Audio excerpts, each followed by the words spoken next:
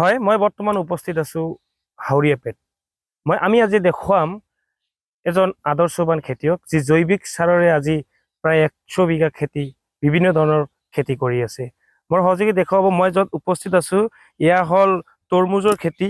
আমি দেখিবলৈ পাইছো আহি ইয়াত বেঙেনা, ফুলকবি, ষ্ট্ৰবেৰী বিভিন্ন ধৰণৰ যি উন্নত মানৰ যি বিলাহী আমি দেখিবলৈ পাইছো, মাকৈ প্ৰায় 50 বিঘা মান দেখিবলৈ পাইছো। আমি খেতিয়কৰ পৰা জানিবলৈ যত্ন কৰিম এই আজিৰ দিনত দেখিবলৈ পোৱা গৈছে আপুনি জৈৱিক সাৰেৰে বিভিন্ন ধৰণৰ খেতি কৰি আছে, বিশেষকৈ শিক্ষিত যুৱক হৈ আপুনি খেতিৰ লগত জড়িত, কি ক'ব এই সময়ত আপোনালোকৰ খেতি কেনেকুৱা হৈছে? এইবেলি মোৰ খেতি ভাল হৈছে, কিন্তু খেতি কৰিছে মই খেতি কৰিছো নম্বৰত ফুলকবি, বন্ধাকবি, টমেটো, জলকীয়া আৰু এইবাৰ নতুন কৰি এই যে কি কয় টমেটো কি কয় তৰমুজ খেতি কৰিছো 8 বিঘা মান। লগতে ষ্ট্ৰবেৰীও আছে। মাকৈ কিমান? মাকৈ কৰিছো 50ৰ বেছি হ'ব, 53 বিঘা মান হ'ব।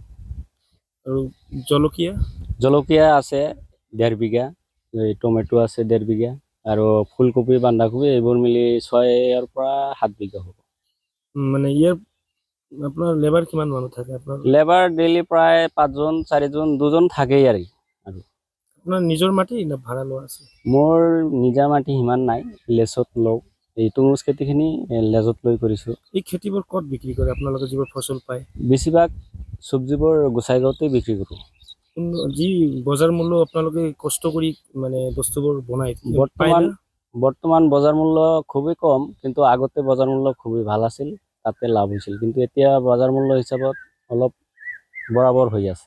মাকৈ যিহেতু 50 বিঘা কৰিছে, আপোনালোকে ক'ত যাব মাকৈখিনি? মাকৈবোৰ আমালোকৰ সাধাৰণতে প্ৰত্যেক বছৰে বেংগলত গৈ আছে। আমাৰ আসামত তেনেকুৱা ঠাই পোৱা নাই। নিজে গৈ বিক্ৰী কৰে? হয়, নিজে গৈ বিক্ৰী কৰোঁ। আপোনাৰ পঢ়া শুনা কিমান দূৰ? মই হাই ছেকেণ্ডেৰী পাছ কৰিছোঁ। কেতিয়াৰ পৰা খেতিৰ লগত জড়িত? মই সৰুৰে পৰাই আৰু এই কৃষিৰ লগত জড়িত হৈ আছো। আজি দেখিবলৈ পোৱা বিভিন্ন গাঁৱত যুৱকবোৰে বাহিৰলৈ যায় কাম কৰিবলৈ, খেতি কৰিলে লাভ হয়নে?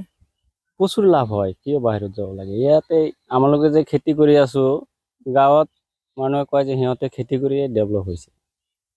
আমালোকৰ আৰু বাহিৰা কোনো ইনকাম নাহে, এই খেতিৰ পৰাই আহে। কিমান বিঘা লিজত লৈছে মাটি এইবেলি খেতি আছে? মাকৈ খেতি লৈছো 46 বিঘা মান লেচত, আৰু তৰমুজ খেতি ইয়াত আছে 8 বিঘা, আৰু মোৰ নিজাবলীয়া খেতি আছে 9 বিঘা মান। তোমাৰ গাঁওখনৰ নাম? হাউৰিয়াপেট নম্বৰ 1। ঠিক আছে, হ'ব, ধন্যবাদ থাকিল দাদা। হয়, আমি আজি দেখুৱালো আচলতে খেতিয়কগৰাকী উল্লেখ কৰিলে যে যি সময়ত দেখিবলৈ পোৱা যায় বিভিন্ন ক্ষেত্ৰত বিভিন্ন ধৰণৰ বিভিন্ন ঠাইত আমাৰ এই যিবোৰ যুৱকবোৰে কিন্তু নিবনুৱা হোৱাৰ পিছত অলপ বহিৰাজ্যলৈ কাম কৰিবলৈ যোৱা আমি দেখিবলৈ পাওঁ। কিন্তু তেনে সময়তে এই গোসাইগাঁৱৰ যি আশ্ৰাফুলে কিন্তু খেতিক এক নিজৰ কৰ্মসংস্থান হিচাপে বাছি লৈছে, আৰু সৰুৰে পৰা খেতিৰ লগত জড়িত। বিশেষকৈ নিজৰ মাটিৰ উপৰিও কিন্তু প্ৰায় 60-70 বিঘা মাটি ভাড়া লৈ তেওঁ খেতি আবাদ কৰি আছে। মুঠতে ক'ব লাগিব প্ৰায় 100 বিঘা মান খেতি কৰি কিন্তু এই শিক্ষিত যুৱকজনে আজি গোসাইগাঁৱৰ দৰে অঞ্চলত কিন্তু খেতিৰ লগত কৃষিৰ লগত সেউজ বিপ্লৱ আনিবলৈ সক্ষম হৈছে। আহ্বান জনাইছে খেতিৰ লগত জড়িত হৈ নিজেও স্বাৱলম্বী হোৱা যায় আৰু আন 10জনকো স্বাৱলম্বী কৰি তোলা যায়, কাৰণ আশ্ৰাফুলে হ'ল তাৰ প্ৰমাণ। তেওঁৰ প্ৰতিদিনে প্ৰায় 4-5 কামলা তেওঁৰ ভূঁইত বা তেওঁৰ খেতিত লাগি থাকে। এয়াই আচলতে গোসাইগাঁৱৰ আশ্ৰাফুলৰ আমি সেউজ বিপ্লৱ দেখালো NK TVৰ জৰিয়তে।